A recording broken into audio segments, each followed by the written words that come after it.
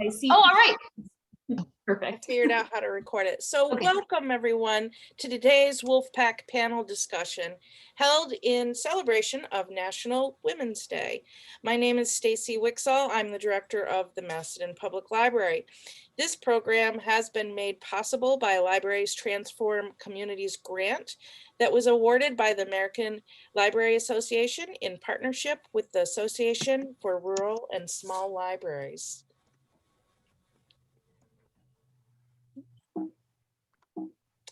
Uh-oh.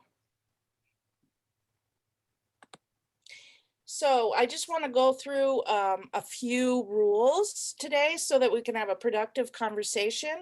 The first is, please remember at all times, be kind, be respectful, and be relevant when asking a question or making a comment. Make sure your questions and comments are all relevant to the Wolfpack book.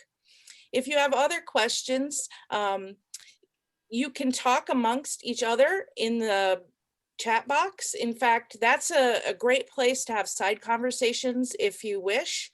But please know the panelists are not going to be looking at that chat box. For people who actually want to communicate with any of the panelists, make sure that you go to the box, the icon that says Q&A.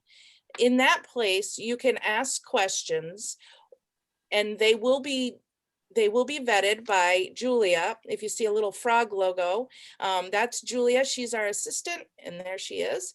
And she will be reading out questions as it makes sense to do so. Now, if your question doesn't get answered, it could be that more than one person has asked the same question, or that we have to keep moving on in our conversation, but we'll try to get to as many questions as possible. If you would rather speak out your question, you can also do that. There's a little icon that looks like a hand raised. If you click on that to raise your hand, Julia will call on you to be able to answer your question, and she will unmute you so we can hear you. So I want to introduce our panel. We have Abby Wambach, who is a two-time Olympic gold medalist, a FIFA Women's World Cup champion, and a member of the National Soccer Hall of Fame. She is the one who penned the book that you've read, and she now works as an activist for equality and inclusion. We have Kitty Van Bortel, who is a president of Van Bortel Subaru. She was named the 2016 Time Dealer of the Year. Dr. Darcy Smith is the highly regarded principal of the Palmyra Middle School, which has been recognized as a New York State School of Character, a National School of Character, a Franklin Covey Lighthouse School of Academic Distinction, and an IB Middle Years Program School. We have Dr. Alana Koehler, who is a pediatric emergency medicine fellow physician and the valedictorian of the Palmyra 2008 class. And finally, but not least, Carrie Deming is a passionate bibliophile with an entrepreneurial spirit. She is proprietor of the Dog-Eared Book in Palmyra, New York. So let's get to it. The first question I'm going to lead off with is, are you a wolf? You've read Wolfpack, and now you have some understanding of what it means to be a wolf. What do you think? Are you a wolf? If so, how do you relate? Who would like to talk first? Panelists? Well, I mean, I guess I can, because I wrote the book. You know, these other panelists obviously will be able to answer for themselves, but I think that what's really important, and the biggest reason why I wrote Wolfpack, is because I want us to challenge the norm of what we were taught. We all know this fairy tale, but there are many other fairy tales out there that we all have been taught. And sometimes it's subliminal messaging, which you have to be really careful about. So for me, I am a wolf. I also am Little Red Riding Hood as well. I think that you can be both things. Human beings are complex. I think what makes me personally me is that I can do both things, and I am both masculine and feminine, and I am both ambitious and insecure. There are so many things that I am as a person if I just let myself be them. So yes, I am a wolf, and I am also Little Red Riding Hood. I just want to say thank you for saying that, because I can identify with both too. So you don't want to just box yourself into one little tiny box. It's okay to express both. And it's certainly a great idea anytime you can to try to take a risk and not let fear overtake you. But I don't know what I was going to say next. I lost my thought. Does anybody else have a thought about the wolf and how they relate? Anybody else feel dual? So as I was thinking about that question and making some notes prior to our time together, I'm so glad that Abby went first. I think I was a little hesitant, but I had also said difficult to answer with just a simple yes or a no. And I think sometimes it may be easier to recognize the wolf in others than it is to even recognize it in ourselves. And that's possibly part of the challenge of breaking away from some of that conditioning that we receive. Is anyone a wolf all of the time?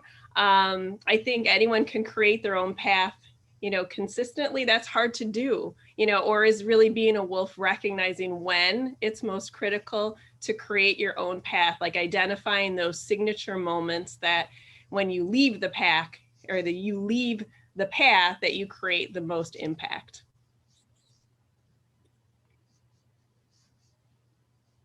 So, Julia, are there any comments or questions from the audience?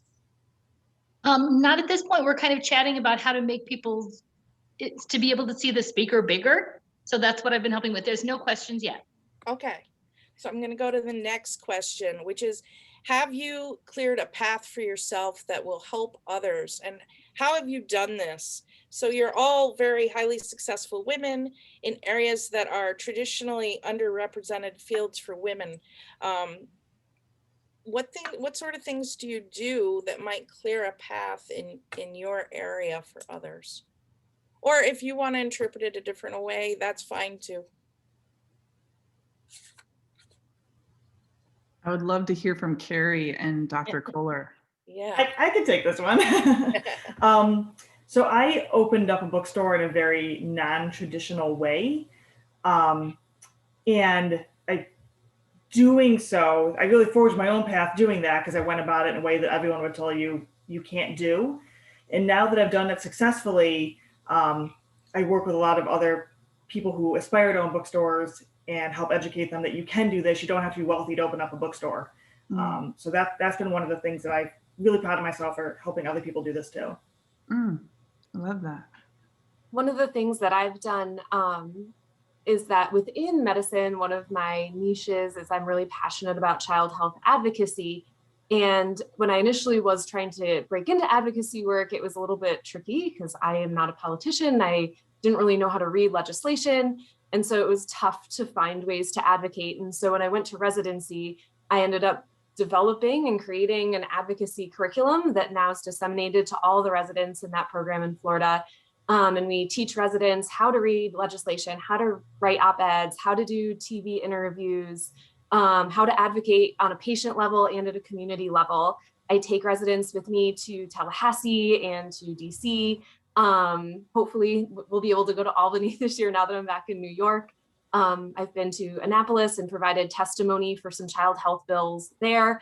And I think it's just been a great experience for me to not only create something and kind of forge that path, but to grow in the process and hopefully motivate the young doctors that are coming up behind me as that curriculum now continues to grow and they make it their own. Thanks. Anybody else have anything they want to contribute?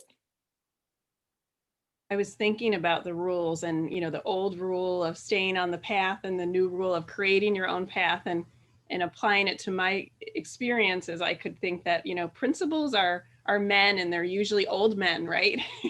I think growing up, that's what we thought. And teachers are women, and I think that becoming an assistant principal at 27 and a principal at 28, tried to create a new path of follow your talents and interests, regardless of your gender and your age.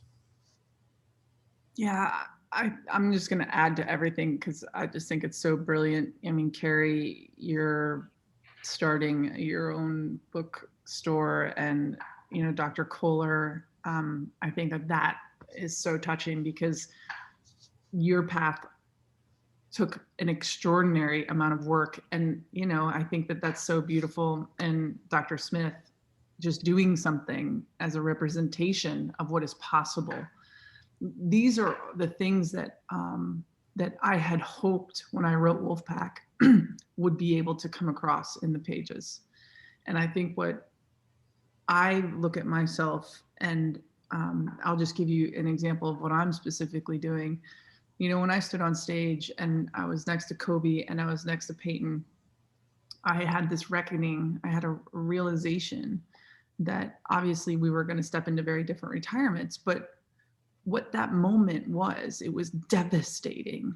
I was so heartbroken that my career was over and I had almost virtually nothing to show for it financially, security-wise, for my retirement. And these guys that did the same thing, that were getting the exact same award, they themselves have every choice ahead of them. So for me, I promised myself two things that night. One, the next national team player to retire would not share the same experience as I had. And in order for something like that to come true, you have to go about systematically changing the way things are done. And my big goal is the world of all women having more access to every room and every table where big decisions are made. But you also have to start in your own family. You have to start in your own community. So yes, I want to change the world, but how can I do it proactively on a daily basis? And those are the things that I really try to think about in terms of a path, one that I've cleared and hopefully other people walk. And the beautiful thing about women in leadership is this thing called the trickle down effect.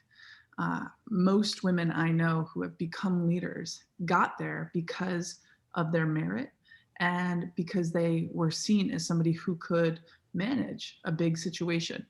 And what happens is that the goodness and the kindness that woman received on the way to that leadership position is then trickled down to whomever she's leading.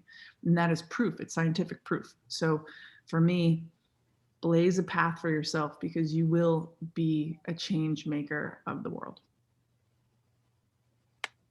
That's so inspirational. Thank you. So let's move to the next one. Have you ever been grateful? And choose one or more of the following: brave, ambitious, righteous, persistent, loud, or demanding.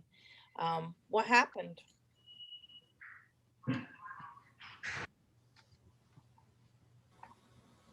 Kitty, I would love to hear from you. I'm sure you've... Thank you. I'd like to just go back to the last question just for a moment, if you wouldn't mind. Oh, sure. I'm sorry. I think what was really helpful for me was the fact that when I started in the automobile business, especially as a salesperson first and a sales manager, I mean, I was the only woman. And unfortunately, in the automobile business, there are very, very few women leaders.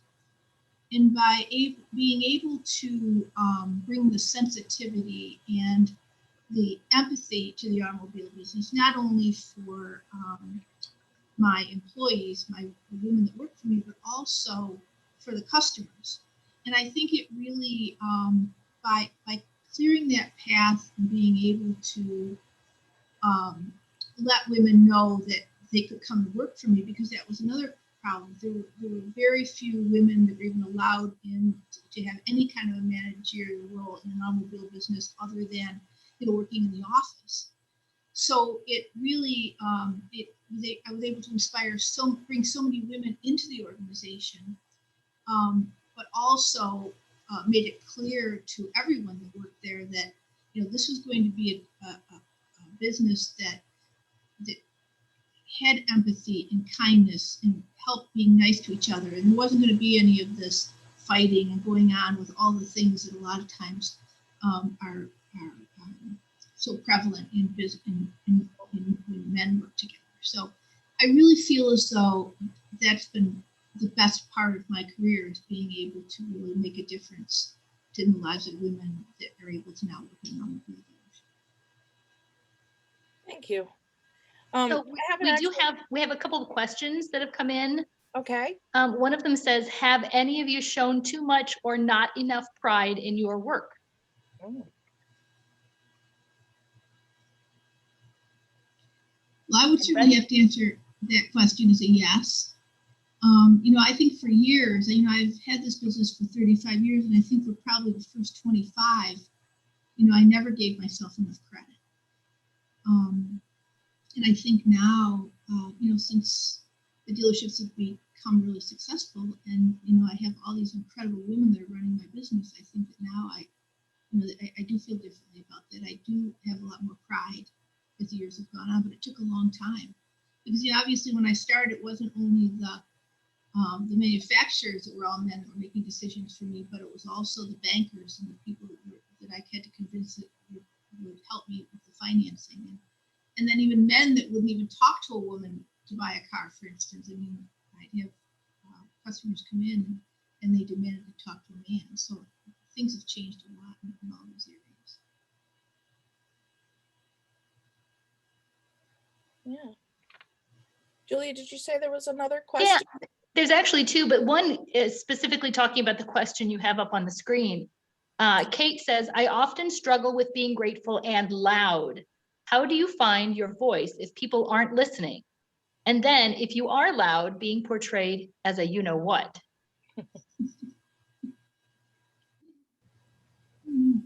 Well, I'll kind of answer this because I am loud, and I have been told to be quiet a lot in my life.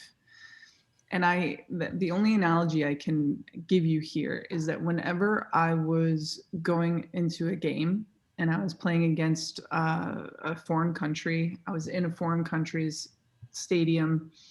Whenever I was playing against an opposing team, I was in an opposing stadium, they would boo me. They would boo me. And I remember when I was really a young player, I remember feeling like, oh, it kind of stinks, And then I understood, oh, they are booing me because they fear me. And I think that is that for me, that's the concept that I have had to completely embrace, that sometimes,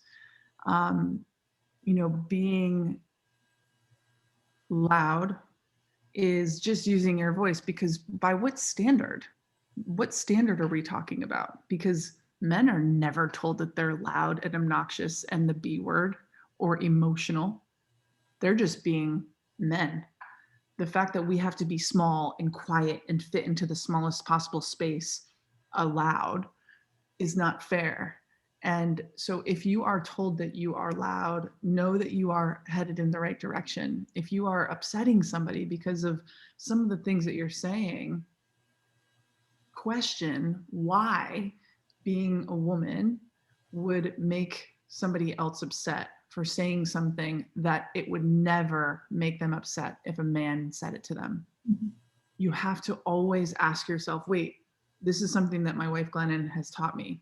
Oh, hold on a second. Like, in order to solve this problem, you just have to compare it to if a man were to do it, would he be allowed? And would he be praised?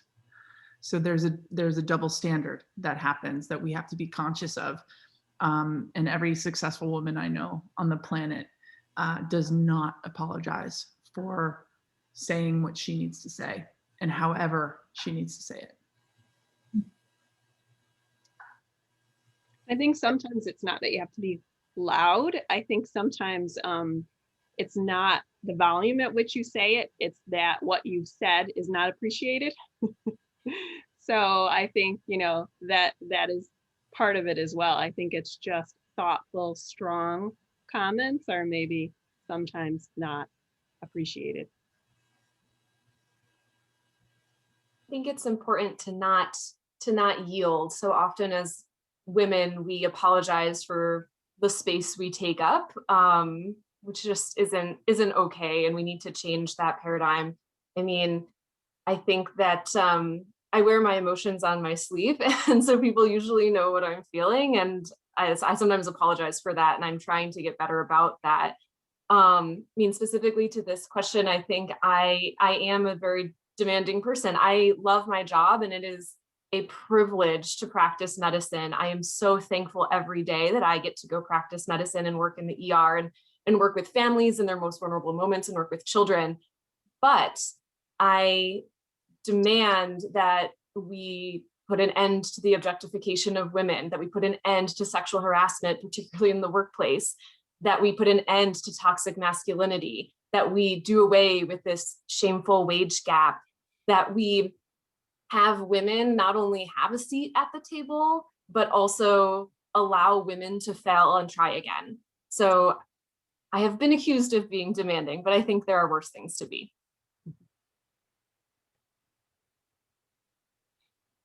I think sometimes too that we get so bogged down in being grateful that, oh, I've been offered this job. I'm just so grateful they can see my value. And, when it comes time to say what you might want to be paid, maybe there's a hesitancy to ask what you'd really like to be paid versus what you feel like an organization might be willing to pay. And that's all because of this feeling inside, like maybe you're not worth as much as you actually are. Yes, there's a word for it. It's called imposter syndrome. I think it is really important for everybody listening to this that it is not your fault that you feel this way, because the world has told you over and over and over again that the only emotion you are allowed to feel as a woman or a little girl is gratitude, is just be grateful. Be grateful for what you've got. And inherently what that says to the little girl or the woman is that you haven't earned anything. You've been handed everything. And that is not true. It is a lie that has been taught to all of us. All of us on this panel had to learn that was a lie, had to learn how to rewrite that message and say, okay, I also want to inherently be kind and be gracious. So yes, I do want to keep the gratitude piece, but you have to learn how to find the gratitude and find the strength of demanding what you deserve. And those two things can also happen at the same time. And you guys, my wife Glennon is here and she just wants to pop in and say hello. Right on the chat. Just say hi really quick. Hi, everybody. Hi. Hello. This is a beautiful panel from upstate New York, where I'm from, a public library. Did you guys know? Excuse me, the it's public a library? Well, the public library organized this there. Oh. And did you all know that we met at a public librarians convention? No way. Yes. Yeah, we did. So- So you all, we thank you very much. Somebody You're was very asking for done. you on the chat. I just wanted to Oh. make Molly Hi, Budskowski happy. Molly. Sorry to interrupt. That's okay. So thank you, Abby. There was actually a question that came in about imposter syndrome, and I think you very well, you handled that without even asking the question. Great. Great. So we'll go to the next one. So the next question is, how do you lead from wherever you are? So being part of the game doesn't always mean being out on the field. We've all been sidelined. How do you lead when you're on the sideline? Anybody want to take that one?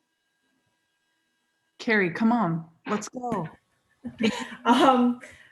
Usually, I lead from the sideline by sharing my failures with people. So again, like teaching other people, in book selling, here's what went spectacularly wrong. Maybe don't do that. And that can be so beneficial. And I love when other people tell me those things. So I like to share those as well. It's good. I think in libraries, we lead from the sidelines all the time in a way. I mean, people are coming to us and they need help, and we're just trying to bolster their confidence and give them what they need to succeed. So, I mean, that's what we're all about. We're on the sidelines of people's lives, so to speak. Well, isn't it funny how all of us are waiting for somebody to to crown us leader?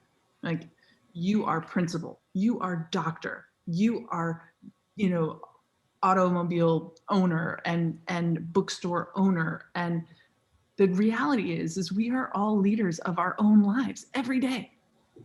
So when I talk to my girls and my son, I'm telling them, listen, your room is not going to clean itself. Be the leader of your own life. You know, you get to lead and decide what food you put in your body. You get to decide how much time you're spending on your cell phone. That is the beginning of the foundational elements of giving kids the ambition and the agency to become their own leaders. You know, when I was on the national team, I had the privilege of being a leader on the field for so many years. And then in the end, I was told in the last world championship of my career that I was going to be sitting on the sidelines. And let me tell you, when life benches you, it is horrible. I was devastated. I was embarrassed. Like, how is this gonna look on my career? How would I respond? Like, what? But the reality is I had a choice if I was gonna actually step into a different form of leadership. You can lead wherever you are. Do not call yourself a leader on the field if you are not gonna call yourself a leader on the bench. And I think that we women, we struggle to find our voice if in fact we are benched. But I'm telling you something, everything I had yet to learn about leadership was when I was sitting there on the sidelines. Leadership is for everyone, not just for the select few. Anybody else want to add to that, or any questions from the attendees? We have several questions lined up. We do have one person with their hand raised if we want to let them ask a Sure. question live. Sure, Okay, go for it. so Zoe, I'm going to allow you to talk. Are you there? Zoe? Maybe unmute. Maybe No, she should be unmuted at this point. well, maybe we can come back to Zoe. All Can right. you hear me? Oh, yes. Yeah. Hi. I had a question actually. Can you hear me? Yes. Okay. I had a question. Abby, in your opinion, what was the most important part of your career that changed your life? Okay. One part that I didn't know, it's actually has a lot to do with this last concept, this leadership philosophy of leading from the bench. Like I said, I had spent a lot of my career as a player on the field. And this last tournament, I was on the bench. And so what I had to do is I had to decide if I was going to be a good teammate or a bad teammate in the end. Was I going to sit on the bench and was I going to pout and be sad? Or was I going to be a teammate that was going to cheer on those players who were on the field? And let me tell you, I played out both of those scenarios to the end because I wanted to make sure I was going to make the right decision. You know, as a pro athlete, I have a healthy ego on my shoulders. I'm a competitor, so I wanted to play and I wanted to win. And I did still at the time feel like me being on the field would give us a better chance, but this was no longer an option. What I did need to figure out how I was going to get my power back. So I decided I was going to be a good teammate. I sat on the bench and I cheered my teammates on all the way to the final, to the top podium, to getting and raising the World Cup trophy as champions. And when I look back on my career, I've scored a lot of goals. When I look back on my career, I am more proud of the way that I responded to that benching than any big goal that I ever scored for the United States.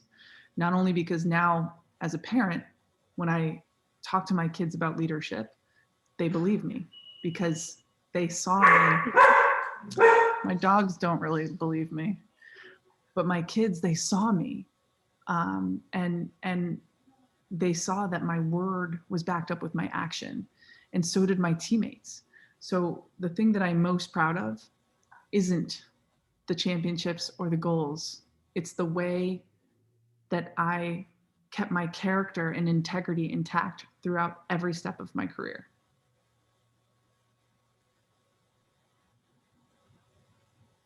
Right. To Does anybody else want to talk about the how do you lead from wherever you are question? Because I'm going to move on. So the next one is about failure and how it's your fuel. And I'm sure anybody who has ever felt the sting of failure knows that it's not an easy sting to bear. So how do you convert this stinging, nasty feeling into some sort of fuel that actually can propel you forward, rather than allowing that sting to just make you quit and be afraid to go on?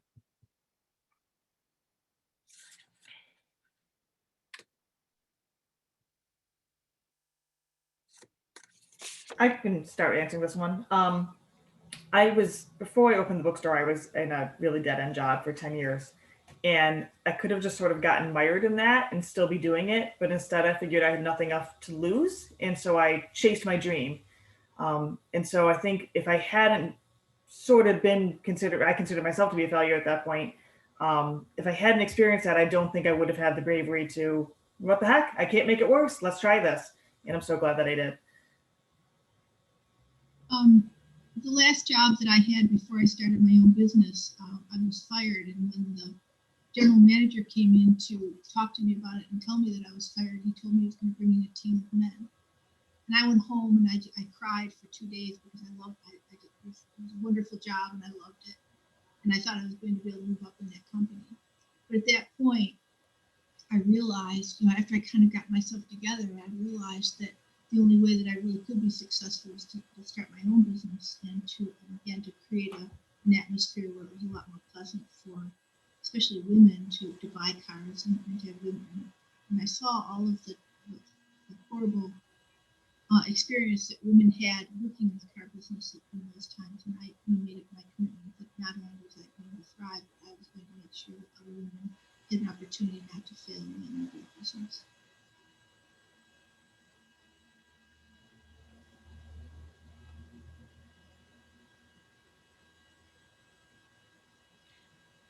I think it's interesting what Kitty just said, like turning a failure of actually being fired, but realizing, as she put it, like she knew she needed to be the boss, like she needed to have her own business.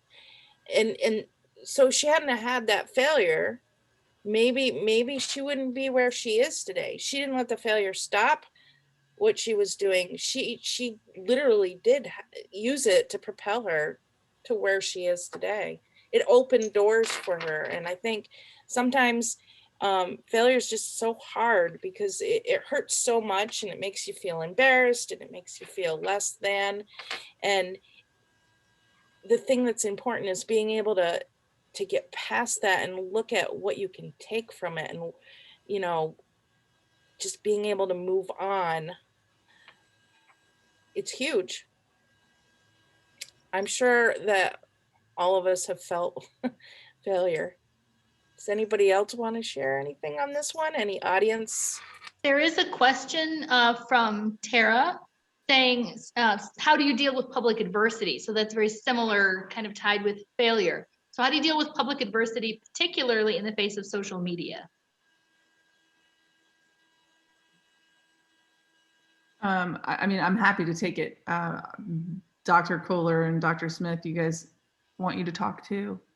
I think that especially being a public person and being on social media and having a few followers, I think that making mistakes as a human being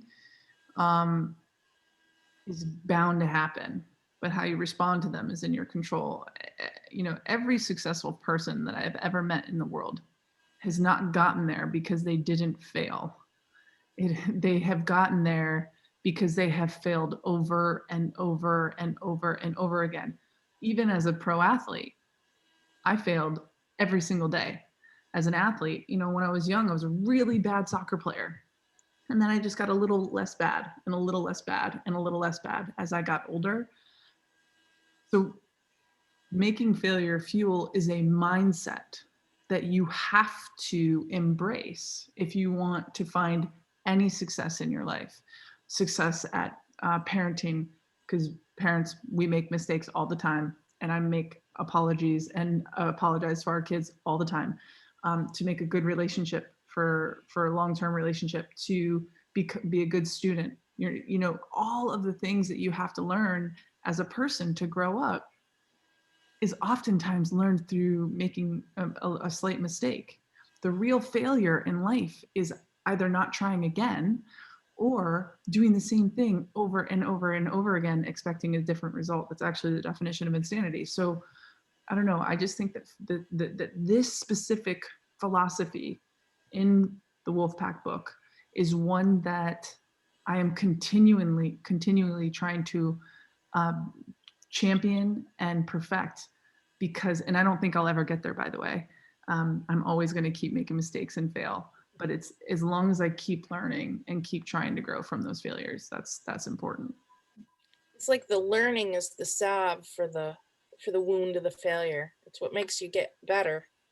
Yes, Physically and mentally. absolutely. So I know it's hard to be vulnerable, you know, but I know in my position, kids and adults really appreciate it when I am. And I think that I make the most connections with people when I share stories about, you know, mistakes that I've made or challenges that I haven't been able to rise to where I would like to, either personally or professionally, because I think that people are really looking for connections, and it's hard to be good at everything at the same time. And I think about a colleague of mine once mentioned, Abby, you mentioned about being a parent. And she said to me once, you know, some days I'm a great school leader and sometimes I'm a great mom, but it's never on the same day. You know, and I think it's about sharing some of those realities for, you know, people that are in leadership positions to say that we have a difficult time balancing things, that you know, it's difficult for us, and sharing those stories and making connections, I think, is just so critically important. Those are really good connections too, because I think oftentimes women have this tendency to feel like they need to be perfect. And it's so important for women to be honest and you know, admit, like, I'm not 100% at every single thing every single day. That's not even human. And who wants to be friends with anybody like that anyway? Right? Anyone else? So this one I love this quote so much. It's all about being a champion off the field. We amplify each other's voices. We demand seats for women, for people of color, and all marginalized people at every table where decisions are made. We celebrate each other's successes. We express gratitude and give credit to those who contributed to our own successes. And when one of us falls, we support or rise, because scarcity is a lie. That power and success and joy are not pies. A bigger slice for one woman doesn't mean a smaller slice for another. We believe that love, justice, success, and power are infinite and meant to be accessible to all. So I ask you, is scarcity a lie? Why or why not? What do you think about that? Loved this one. I felt like this was the rule that resonated the most with me, because I just remember being young, being a girl, and being like, we're 50% of the population. Why are we fighting so hard for equality? This feels ridiculous. Like, what are we missing? And I think this is exactly it. It's this fallacy that we have been told since day one, that we have limited resources and not everyone can get something. So we have to pit women against each other so that we can all stay behind and not rise up. And it's just heartbreaking that this continues, because when women do come together, amazing things can happen. I mean, women's suffrage movement, the Me Too movement, these are things where women of different political backgrounds and sexual orientations and race and ethnicity and ages, they all came together for these common goals and were able to move mountains. And so I just wish that we were able to cross those lines more frequently. I loved, Abby, when you said that your goal was to change the world and affect change for all women. And that's how it needs to be. Our society has kind of magnified these micro divisions between us. And instead of allowing us to just be all unique individuals and all have our own cultures, but a group of women that all have one common goal.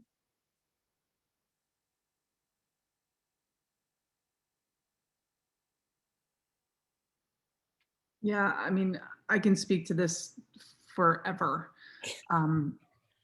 because this is essentially, this is one of the hardest things to get even women to understand that they are victims of.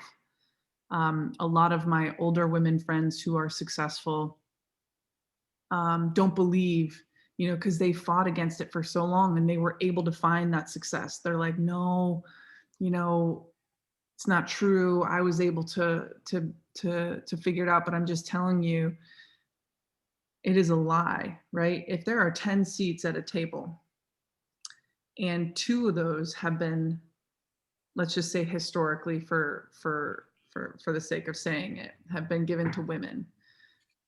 That's like the most recent number. 20%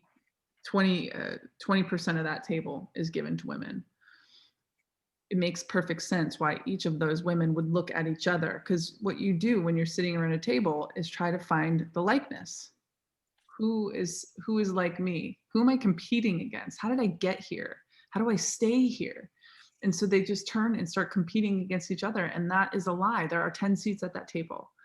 And I was just doing this call with another panel. And this woman said, so brilliantly, Phyllis Newhouse. I sit on the board with her at Verizon Media, and she said, I don't want a door to open for me to a room. I don't want a seat at the table. I want to own the table.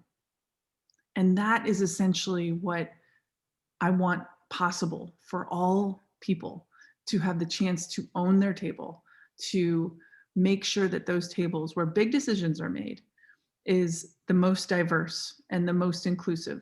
Because at the end of the day, every single product or campaign or decision that's made at that table that goes out into the world will go through the filter. It will go through the filter of every person sitting at that table.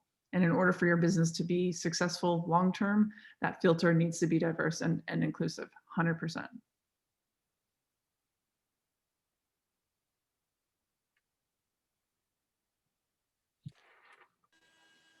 Julie, do you have any questions from the audience, or? We have bunches of questions. I'm trying to kind of organize them because some of them are pretty large. And I know that our time is coming close.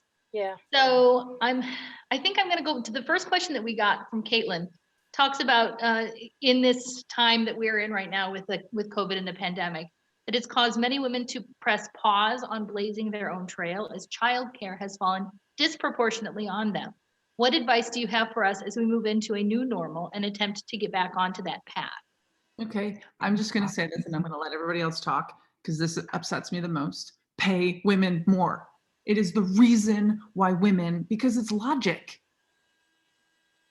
A family who is dealing with us so much, this pandemic, they look at both salaries and they go, what is going to be the best for my family? It makes sense. I would do the exact same thing.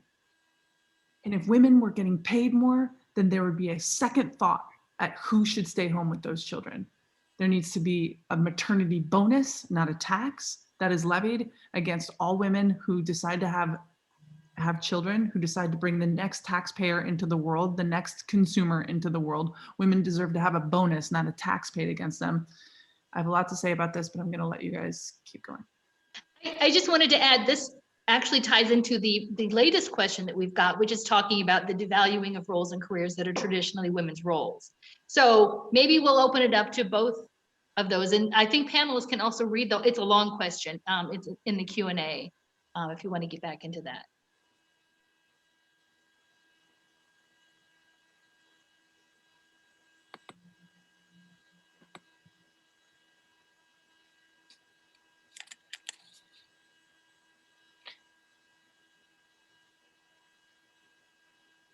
I just want to get back to the pie question for a minute. And I just want to say the whole idea that there's like this pie, it's it's not possible, because I think everyone has an infinite amount of possibility available to them.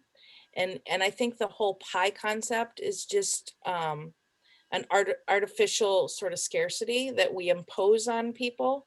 And when we operate out of this place of fear, because maybe you're afraid, oh, if other people succeed, then I won't be able to succeed. But ultimately, all it does is it threatens your own success, and it threatens everybody's possibilities, because the pie, if you want to call it a pie, what would make it expand is lifting everybody up, because when one rises, we all rise a little. So the more people that rise, the more the pie grows. So yeah, scarcity is a lie. And I don't know if people are reading the question. I can't actually see the Q&A, so I don't know if anybody can see the question Julia referred to. I can read the entire thing if you like. Sure. This is from Renee. It says, can the panel address society's devaluing of roles and careers that are traditionally women's roles?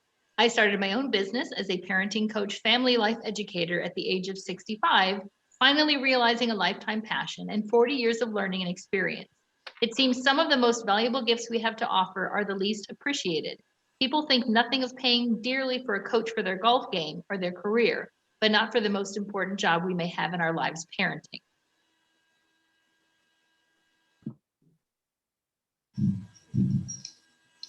Yeah, I mean, I think that one of the most important things about the roles that and the careers that are traditionally women's roles, I mean, it's the whole thing, right? It's the whole kit and caboodle in my mind. It's like, oh, we just got the scraps. Like, I understand from an evolutionary perspective, but like we are so beyond that, like hunter and gatherer, agricultural, like we have moved beyond that. And for me, when I think about how important it is to just keep questioning and keep challenging those social norms, you know, what women have in terms of being feminine inside of us is shamed in men. And what men have inside of them in terms of feminism is shamed in them, and the opposite happens to us, right? Whatever masculinity women have is shamed in us. And we have to ask ourselves, why is that? Why are we so structured and stuck in these old ways of thinking about gender and humanity? Because all of us have feminine and masculine in us, and in every moment, you know, doesn't mean you are going to be one or the other in this box that we create for ourselves, or the world that needs to create for us to feel safe. I just think is just unreasonable at times. And so when it comes to these social ideas of roles that we play, just keep breaking free from any role that doesn't feel like it's yours or like that you want to own it. Keep breaking free.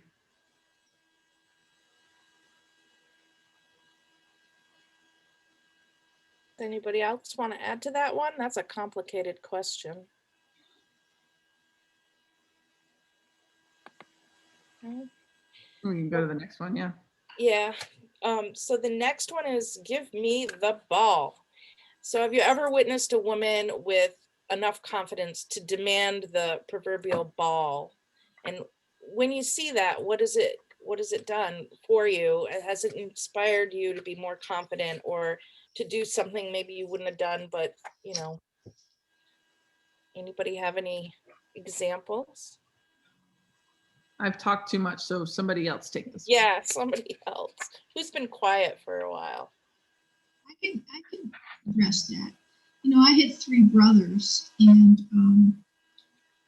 I was the only girl in the family. But my mother was always talking to me about, because you know my brothers were stronger and they always perceived as being more powerful. And my mother always said that to me. You know, I mean, you know, demand the ball, get what you have to say out, and I think that really made a big difference for me as far as having the confidence in order to become successful.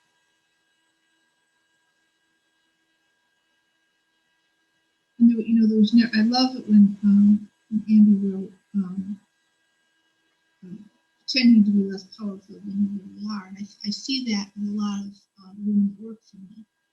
They're afraid to speak out, and especially when we're in a meeting with a bunch of men. And I think that that's something that I really work on with all the employees. Just speak your truth, because that's the only way that you're going to start feeling stronger, and it's going to let the men in the room know that you really have important things to say.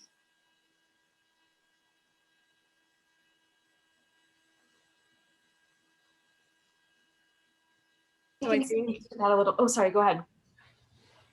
I was just gonna mention, Alana, that in the position that I've been in, I haven't had a lot of opportunity to observe women in leadership positions. And I had gone along with a colleague of mine to hear about a doctoral program one night, and he kind of dragged me along. I wasn't really interested in pursuing that. And as I sat in this information session and saw some really strong, intelligent, powerful women speaking about their experiences, we walked out of there and he said, I'm not ready to pursue. And I said, I am so in. Like, this is what I've been missing, is this opportunity to connect with these individuals. I need this, and I thrive on it. And so I think just my experience has been, when I haven't been able to find those models in my immediate professional life, that there are ways that I can find those people, and I am best when I'm surrounded by those people. I love that. And I think that just goes back to the idea of the wolf pack, that we all need strong role models around us to show us these things. When I read this part of the book, I was thinking about a residency director that I had that was just she's just this very powerful, strong woman, very like go get them, and doesn't take no for an answer, and just taught me that no one else is going to advocate for you. You have to advocate for yourself. And I was about halfway through my residency training, and I wanted to pursue a subspecialty, like a specialty track in sports medicine. And that is very much a boys' club. It's very difficult to try to be on the sidelines on those games and be the physician, because the referees just look at you like you're nuts when you introduce yourself as the doctor. And I really fought to make sure that I got the opportunities to take care of the athletes, and met with everyone I needed to meet with, and tried to prove myself in my training, and worked really hard, studied really hard to make sure I would be as qualified as possible. And by the end of residency, I was one of the physicians at the IMG clinic, which is one of the elite sports medicine clinics in the world. And I was on the sidelines of the Shrine Bowl game, the East versus West Pro Bowl game, which is one of the nationally televised collegiate Pro Bowl games. And so those opportunities, I had to fight for them, but it made them even sweeter when you eventually got them. And I am thankful for the people that led the way for me and modeled that. And I'll go back to my mother, Kitty, can I just interrupt? Some people are having difficulty hearing you. Is there a way that you can maybe speak a little louder or move your microphone closer? Sure. Can you hear me a little bit better now? Thank you. Yes. Okay.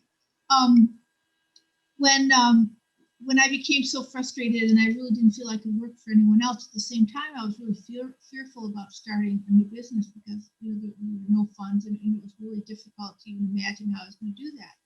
My father had been a car dealer when I was young, and he had gone out of business. So when I went to my mother's house soon after I was fired, and I was so upset, I'll never forget the words that she said to me that totally turned me around 180 degrees. It was just one sentence. And she said to me, well, if your father could do it, how hard could it be? And that was just, it just enlightened me and gave me so much confidence and strength that, it really did propel me forward.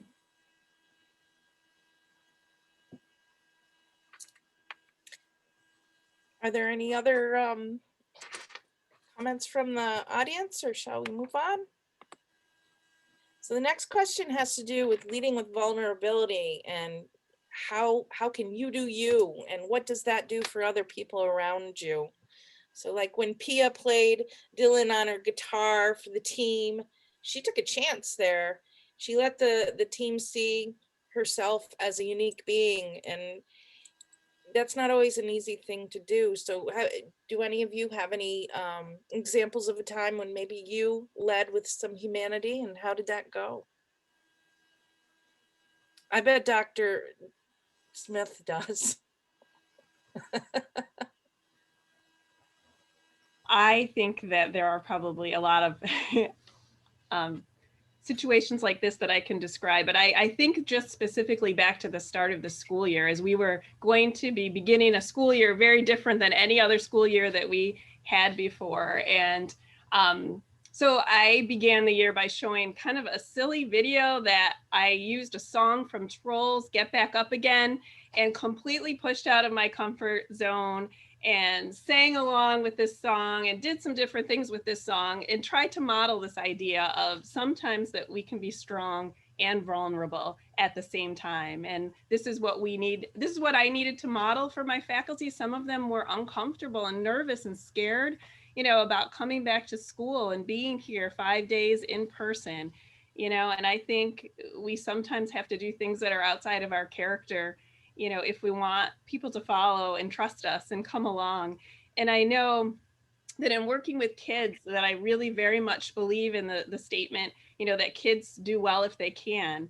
And I think very much the same with adults, you know, that I think that we need to recognize when there are adults that aren't doing well, and we need to ask the questions like, what is that root cause, and how do I help them get what they need? I think that's so very important about being a leader and leading with humanity, is making those connections and giving people what they need at the time that they need it. Anybody else? Carrie, we haven't heard from you in a while. I was gonna say that I think I do this by being authentic. You know, I interact with the community all the time, and everyone knows that I am who I am and all of my bookish silliness. And people come to me with all sorts of things that are not related to the store at all. Like I'm known in the community as being an LGBTQ ally. And so I've had people come to me with questions that have absolutely nothing to do with the book selling business, but they know that they can come to me with something and trust me with information. And then because I have my Wolfpack, I can do things like call Dr. Koehler and say, what kind of resources do I need to help this person out? And so I just think being authentic and available is so important.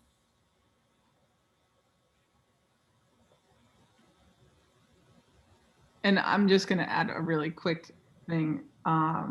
Every single one of these panelists and those who are watching on this webinar have chosen authenticity and vulnerability, because it takes a certain amount of courage to be on this panel. Not just experience, but it takes a little bit of audacity. I like to frame it in that way.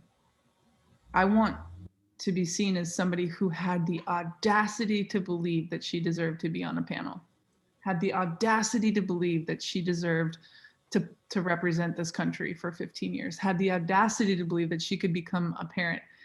That is something that is important. And the way that I choose to do it is just by being exactly who I am. Love me or hate me. I hope you love me, but if you hate me, that's okay, because we're all not supposed to be besties. That's just like against human nature. Vulnerability is, I think, the secret sauce of what makes life truly beautiful. I think if you can open yourself up to one person, if you've never done it, do it to one person, maybe a parent or a close relative or a best friend. You don't just get vulnerable by telling everybody everything. Vulnerability has to be earned, and the respect and the trust with the person you're vulnerable with is very, very important. I agree. Is there anybody in the audience that might have anything they want to contribute on this question? No? There have been a couple of questions that ask, you know, how do you deal with burnout? Because one, you're spending so much energy being authentic and being strong and vulnerable, what do you do when you feel like you can't anymore? You've given all that there is to give. What do you turn to in those kinds of times? That is the importance of the wolf pack. I mean, when I'm feeling like my cup is empty, that's who I turn to for love and support and to make me feel filled back up again so that I'm ready to give. So I think that's one of the strengths of having that pack. I think that I have really come up with something relatively new, and that's self-care. I mean, if you don't take care of yourself and keep yourself feeling good about yourself, physically, mentally, emotionally, I think it becomes harder and harder to be vulnerable. I think too that it shouldn't burn you out if you do you. I don't know, maybe I'm wrong, but I feel like if you're just doing you, if you are authentic, then it shouldn't be such a drain on you. Now, that doesn't mean you couldn't have a drain because maybe you work really, really hard at whatever job you might have in this world and you put a lot of effort into it. But the part about you and who you are, I mean, being yourself shouldn't be terribly hard. Well, and I'll qualify that a little bit because Yeah. it depends. Some people don't know how to be fully themselves. I can talk about, growing up teenage LGBTQ youth, curious, trying to figure out who I was inside and being a little bit nervous and scared because I didn't have anybody around me.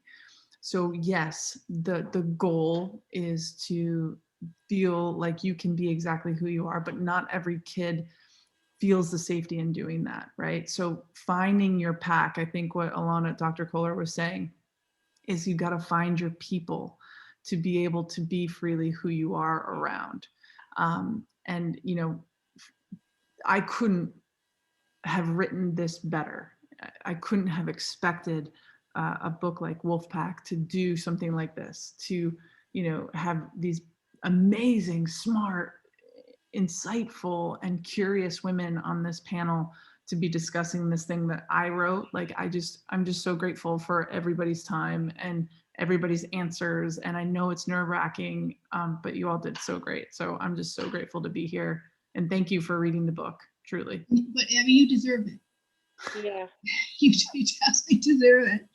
Thank you. Yeah. It's a great book. It says so much in such a clear way. It should be everybody's playbook. Well, I think so. So, do we have time for this last question? Let's do it. Okay. So, be the who you are as part of the pack. What power do you bring to the pack? And what strength does being part of that pack give back to you?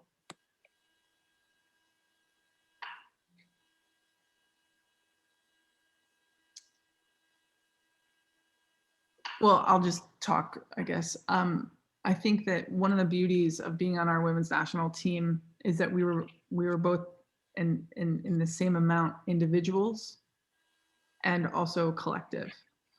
But we never did this. We always had to figure out a way to mix. We had to figure out a way to gel.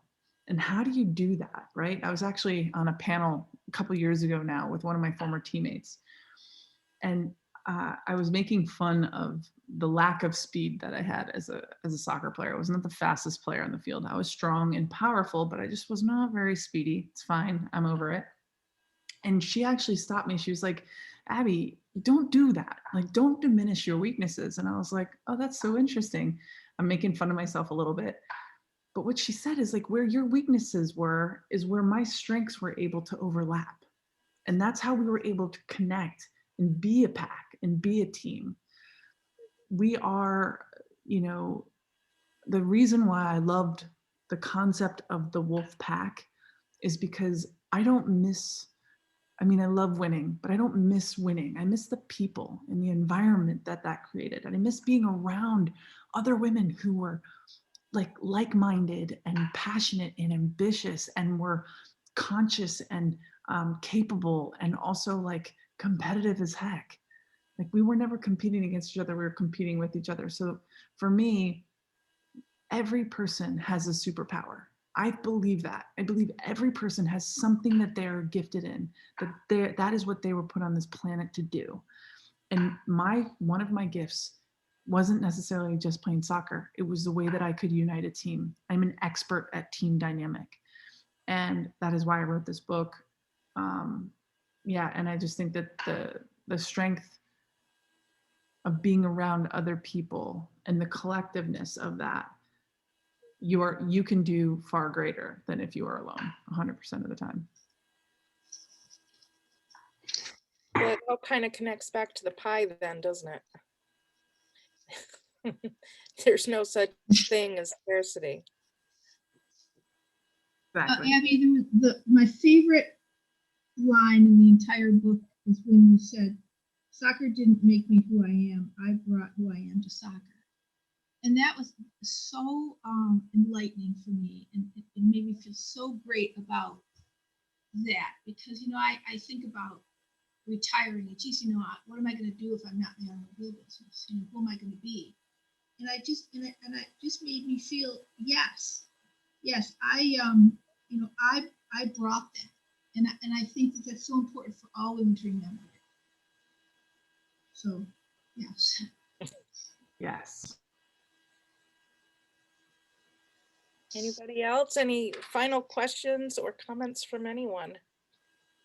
Either on the panel or out in the audience.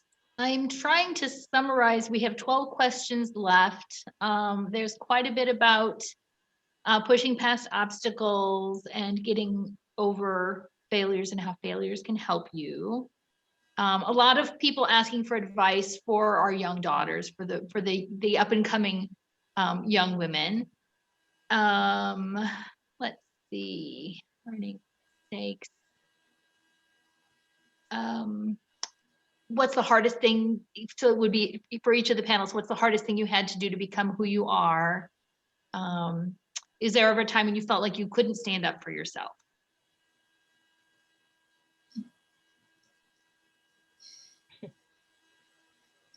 I do think when it comes to raising a daughter, you really do have to early on make them understand that there truly is anything that they can do. And I know that sounds cliche, but any ideas that they have, anything that they're excited about, you really need to encourage that and let them know that that obviously failure is impossible, but beyond that, just the idea that they can do anything they want to do. And sometimes I find, even with parents that I know today, they say, well, I don't know if you can do that. I mean, there can't be any negativity in anything that a child really wants to do. I think for me growing up, my mom was always so proud of me when I was independent, and always said that was one of the things that made her most proud, is that I was never afraid to go and do things that were different or do things by myself. And I don't know that she loves it now, because I do a lot of international travel by myself and she's not too in love with that. But other than that, and that was just always so encouraging. I never felt like I had to question myself or my choices, that there was always somebody in my corner that wanted me to just be me, whoever that was. And that was really empowering. And I just want to speak to about, it's obviously incredibly important to empower our daughters and our young women, but empowering our young men to be advocates for women is really important too. I had a 7-year-old little boy that came into the ER the other day, and I walked in and introduced myself as Dr. Koehler, and he told me, I didn't know ladies could be doctors. And I was like, oh, teachable moment. So we sat and we talked about how women have been doctors for over 200 years. And I sat there and I also talked to his sisters about, what do you guys want to be when you grow up? And it took a little extra time in the ER that maybe I didn't have, but I felt like that was such a teachable moment. So teaching our sons to not adopt this idea of toxic masculinity, to embrace their inner feminist, and to be advocates for women as well is also important. So one practice that I think COVID helped my family establish this spring is just kind of a back to the basics, like family read night. And I think this panel and the people that are here are book lovers. And I would just say that the opportunity to read good, well-chosen literature as a family brings up the opportunity to discuss so many important and timely topics with kids. You know, and I have a son and a daughter, and having those conversations, you know, to be able to shape their thoughts and feelings and help them decide who they want to be and what they think, I think is a great strategy for people looking for ways to connect and to, you know, raise kids that are open-minded. So that would be just some advice I would give regarding that.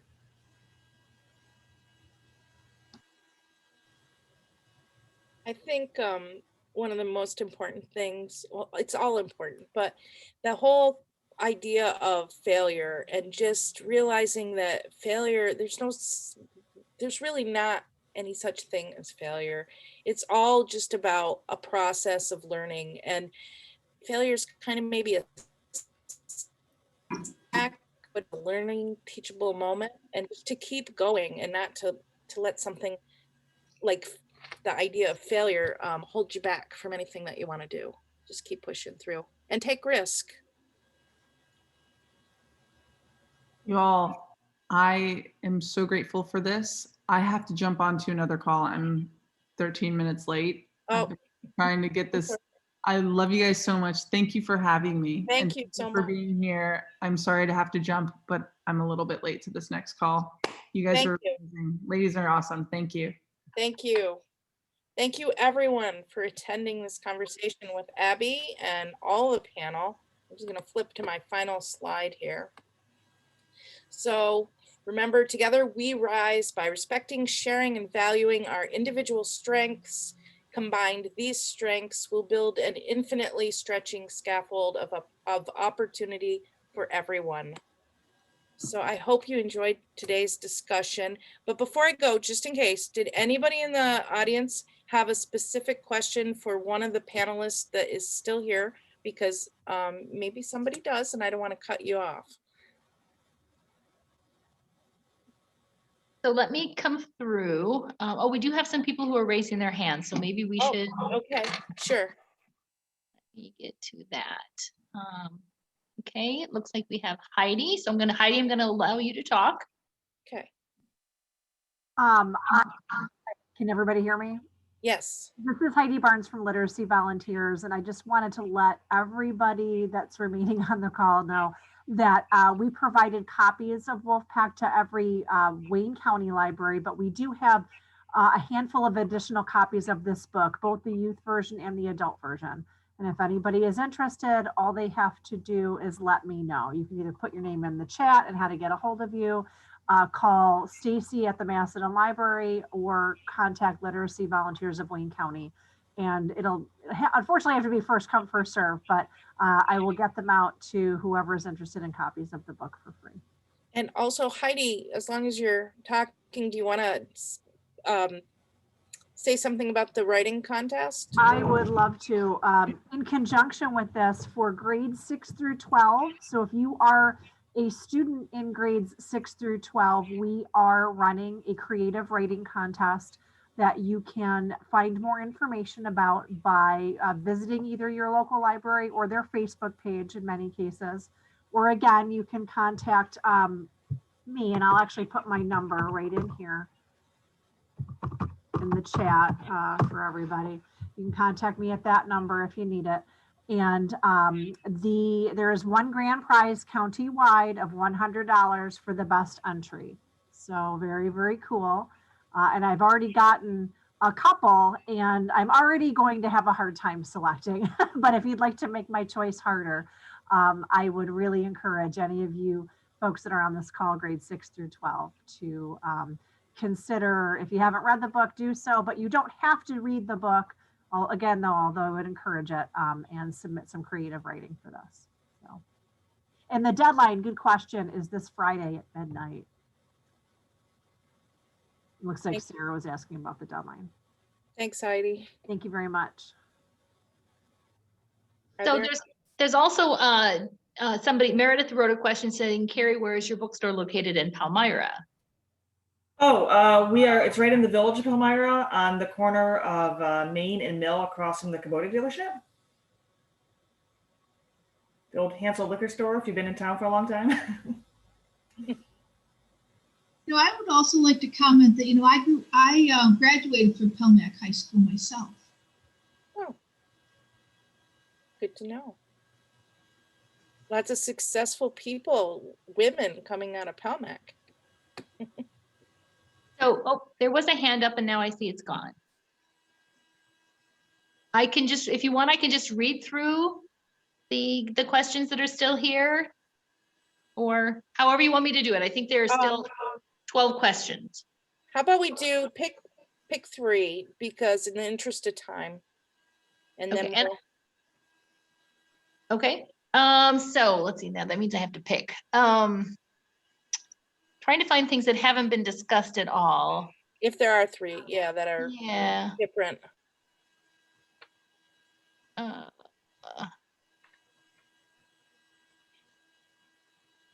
One of them says specifically, so as we sit here inspired by the panelists, where do you as panelists look for inspiration?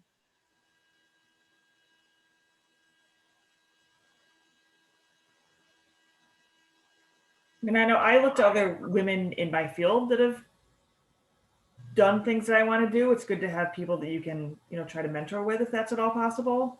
I know that there's one woman in particular who's my age, already owns 2 bookstores, has a lot of employees, and so she's someone that I turn to and ask a lot of questions of. It's really good if you can find that person that you can build that relationship with.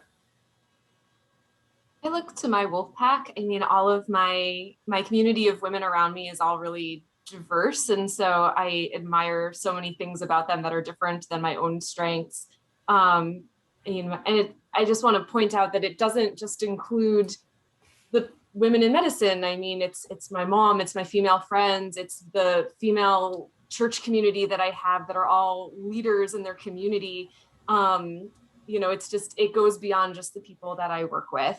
And I look to them for times when I need to be more creative than I am, because I feel like my friends are way more creative than me, and seeing how they're breaking down barriers in their own lives and their own careers.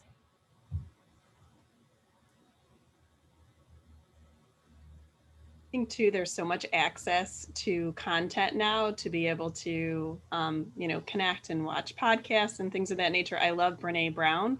If she is someone that you haven't yet connected to, in fact, there is a great Brene Brown and Abby Wambach podcast that you can listen to.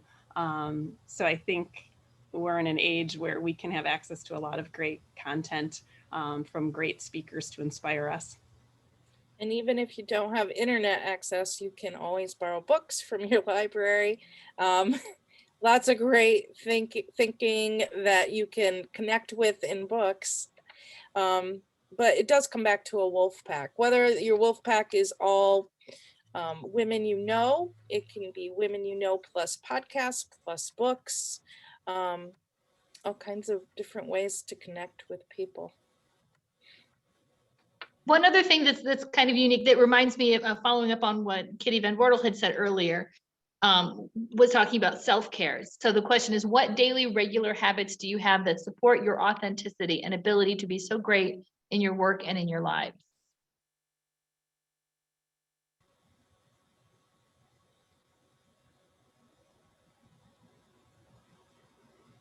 So I'm like thinking like yoga or journaling or anything like that.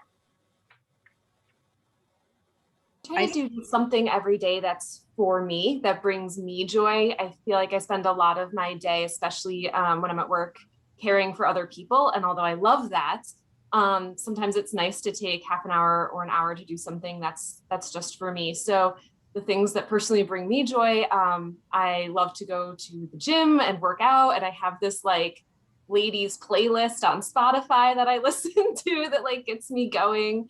I love certain TV shows. I'm a huge Leslie Knope fan and celebrate Galentine's Day with the best of them. So I watch a lot of like Parks and Rec. Sometimes it's just, I don't know, listening to music, taking a hot shower, cooking a great meal for yourself, having some extra chocolate, whatever it is that brings you, calling your best friend, whatever it is that brings you joy, give yourself permission to take time for yourself to do that every day. I'm an early morning riser. I like to get up before my house gets loud, and just have a ritual of every morning. I exercise. I'll start off slow, just reading a book for 20 minutes as I'm riding a bike, and then take that time because that's what makes me feel good and energizes me for the day.